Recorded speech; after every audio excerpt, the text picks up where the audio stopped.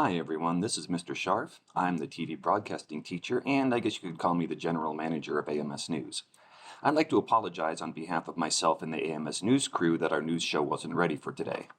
This is my first year running AMS News, so the students and I are really learning a lot of this together. We will have this week's news show posted soon. Check out the Kyrene Apprende YouTube channel. In the meantime, here's some important information. Tryouts for winter sports starts the week of November 7th. To be able to try out, you must have your online registration filled out and a sports physical on file. Winter sports are wrestling, boys basketball, girls softball, and girls soccer.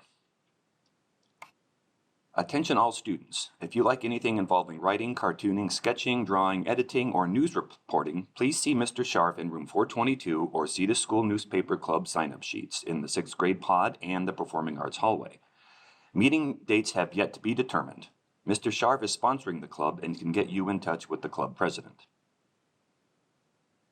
That's all for now, Jags. News will be back on the air next week. Make it a great week, Jags.